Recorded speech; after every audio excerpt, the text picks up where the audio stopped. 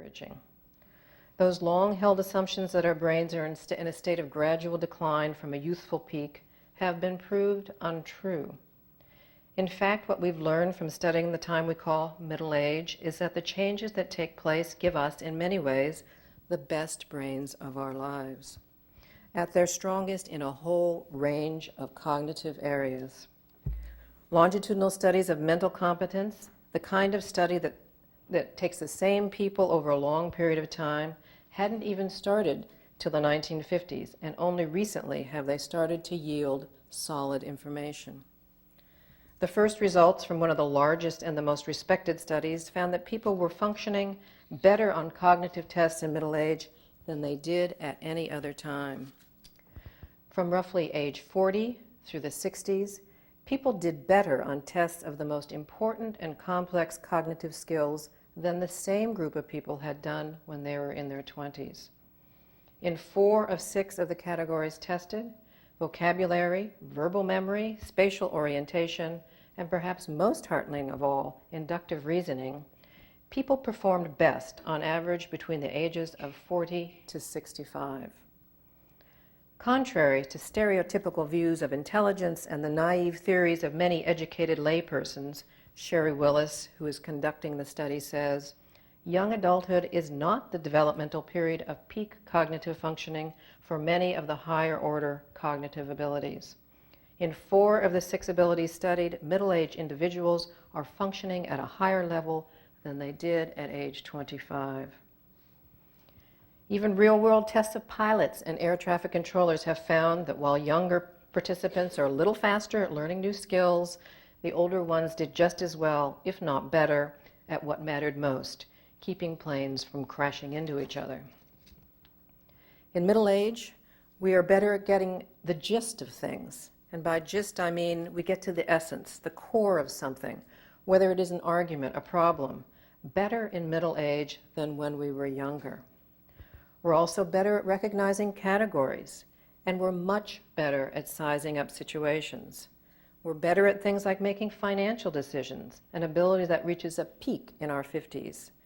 Social expertise, in other words, judging whether someone's a crook or not a crook, improves and peaks in middle age. And with healthy childhoods and childhood vaccines, we find generation by generation, we are getting smarter and smarter. Through years of building up connections, we become quite good at recognizing even vaguely similar patterns and drawing appropriate conclusions. John Gabrielli, a neuroscientist at MIT, says that in middle age we have small declines, but we have huge gains in the ability to see connections in the world we live in. That's probably why a friend of mine, a doctor, says that after 30 years of practice, she can often size up a situation as she gets to the hospital room door. She said she can still be surprised, but in a lot of cases, she can see the future in a second and know what to do to make a difference. I think that for a long time, we've just assumed that our brains are at the sharpest when we're in our college or graduate school. But when we do the tests, we find that's not true. Our brains continue to develop. We've been trained to think that aging equals decline. On the contrary, in some of the categories that matter most, our brains are functioning at their best in this new modern middle age. One reason may be the fatty substance, white matter, that coats and insulates the long tails of brain cells. We have much more of this substance, called myelin, than any other animal, and many believe that that alone may be why we have developed complex skills such as language. Myelin speeds the signals in the brain and helps keep them on track. For many years, science thought that myelin growth stopped early, but now, with new tools, we know it continues to increase well into middle age in crucial areas of the brain. It boosts the processing capacity of our neurons, and some researchers believe that in large part, whatever middle-aged wisdom we have comes from the buildup of the insulation in our brains over time. In some ways, the brain functions differently, too. With modern technologies such as MRIs, we can actually watch the brain as it performs a task. And while watching middle-aged brains, scientists have found that they actually use more of our brains as we get older. I don't mean that over the years we've been filling up empty closets with more information and memories. What they found is the most competent people will now use both halves of their brains to do a task or solve a problem, when they only used one half when they were younger. If additional brain cells are needed to do the same job, the middle-aged brain is reaching out, calling upon both sides of the brain to do what's needed.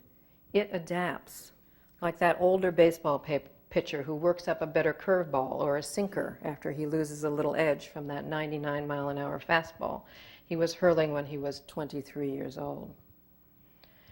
And there's another way that some middle-aged brains work to keep things humming along, and it's interesting how it was discovered. For some people, everything should have been wrong, but it wasn't. Autopsies find brains filled with plaque and tangles of advanced Alzheimer's, but they hadn't shown any of the symptoms during their lives. There's the case of the retired professor in London. He's known in science as a chess player because he loved to play the game, and at a certain point wondered why he could think only 4 moves ahead instead of 8. He went to doctors. Could they find any problems? None. His family wasn't worried. There were no outward signs of disease.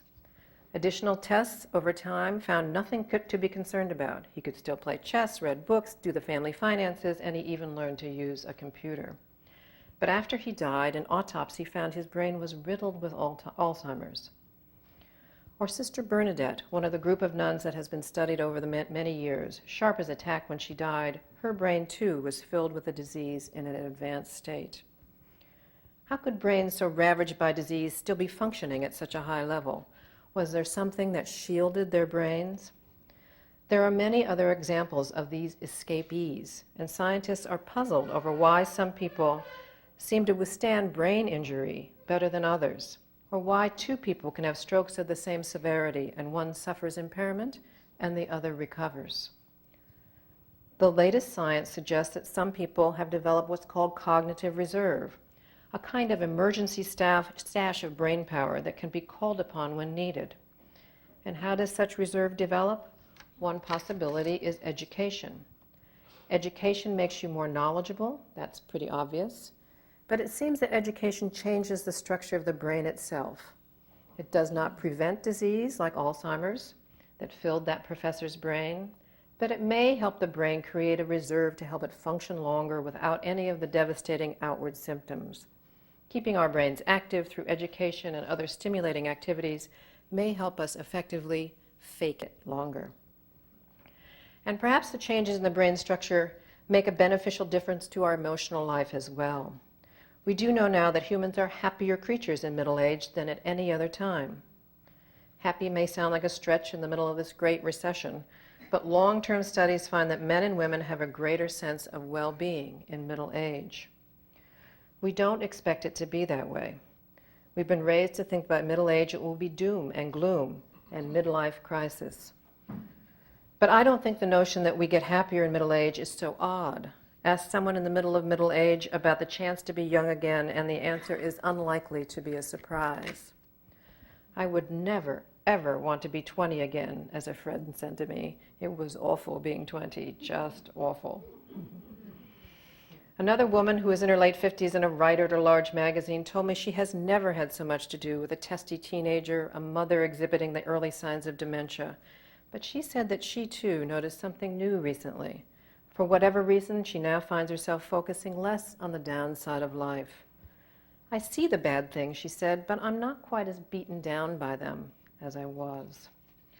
What's interesting is that inside the brain, changes are taking place in a tiny sliver of tissue called the amygdala, a small primitive part of the brain that functions as an alert system to put us on notice when the lions are about or when the boss walks over for a chat. What researchers, notably Laura Carstensen, right here with us, have found is that that part of our brain reacts less and less to negative things as we age. It still functions well as a warning device, but our brains tend to focus on the positive. Starting in middle age, people remember more positive images, smiling babies, for instance, than negative ones, say ducks covered in oil. One major study found that continues for years it doesn't matter if you're a man or a woman, how much money you have, or what ethnic group you might belong to.